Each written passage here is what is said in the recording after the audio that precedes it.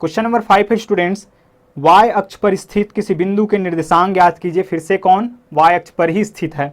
जो बिंदुओं, दो बिंदु दिया गया है, नाम नहीं दिया गया है इस बारी, ध्यान रखिएगा, नाम नहीं दिया गया है।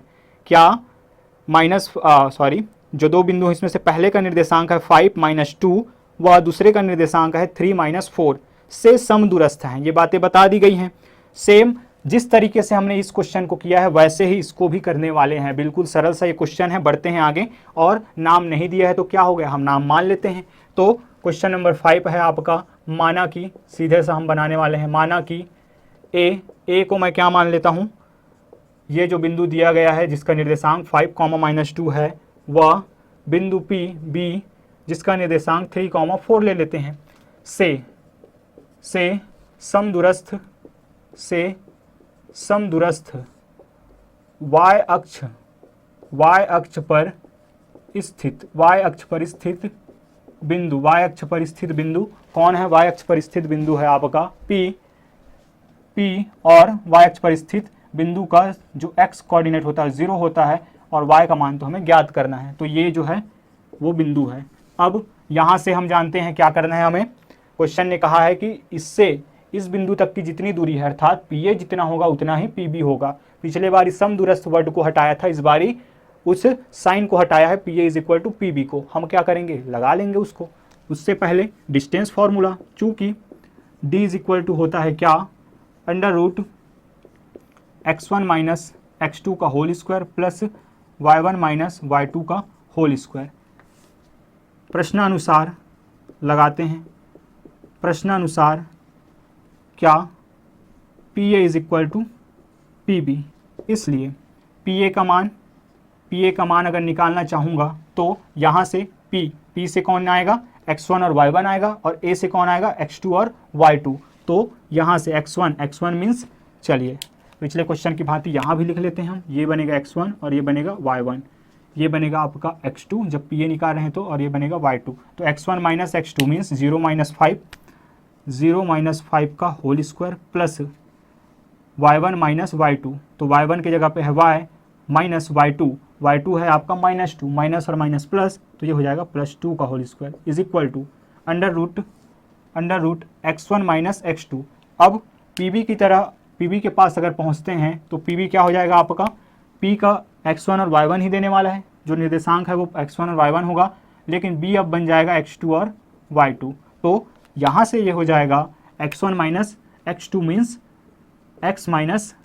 0 - 3 का होल स्क्वायर प्लस y1 - 4, मतलब कि y -4 का होल स्क्वायर। आइए बढ़ते हैं आगे स्टूडेंट्स, और यहाँ से हो जाएगा ये -5 का स्क्वायर प्लस यहाँ पे लगेगा फॉर्मूला, और फॉर्मूला क्या होता है आप जानते हैं क्या, a का स्क्वायर प्लस b का स्क्वायर प्लस 2ab। तो यहाँ से हो जाएगा ये a का स्क्वायर या प्लस 2ab, तो प्लस टू मीन्स यहाँ पे हो जाएगा प्लस 2ab।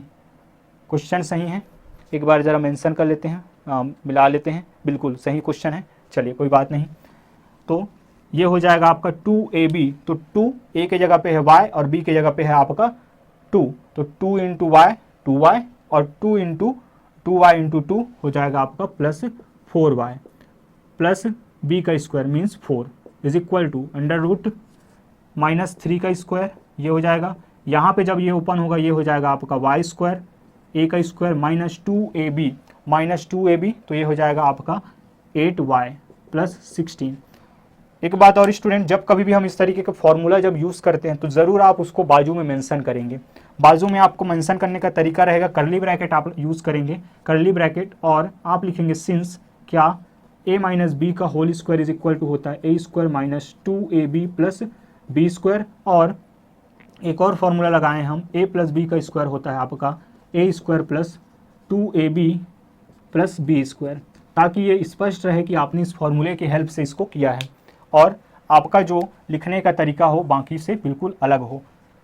चलिए बढ़ते हैं आगे।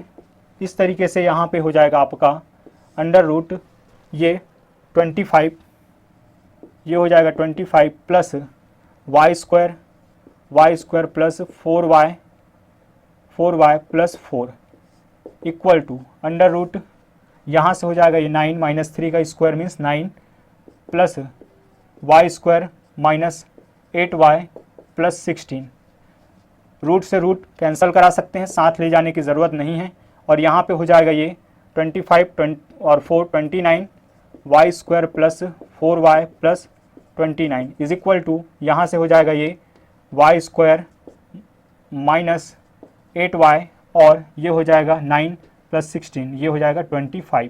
तो इस तरीके से यहाँ पे हमें मिलने वाला है y से वाई स्क्वायर कैंसिल करा सकते हैं, क्योंकि वाई स्क्वायर को अगर मैं इधर लेके आ जाऊँगा तो ये पॉजिटिव नेगेटिव में चेंज हो जाएगा और एक दूसरे को क्या कर देंगे, ये कैंसिल कर देंगे। और इस तरीके से फिर यहाँ पे बच जाएगा y 4y plus 29 is equal to minus 8y plus 25।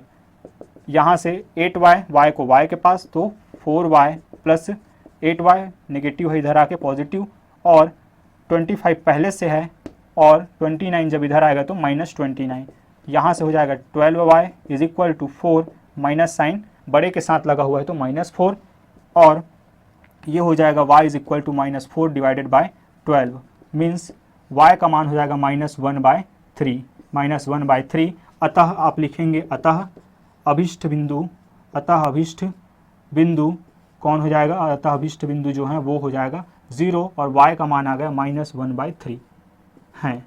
ये वो बिंदु है जिसकी अगर हम डिस्टेंस निकालें कहाँ से, a से और b से, तो क्या हो जाएगा, दोनों ही दूरियां आपस में समान आने वाली है।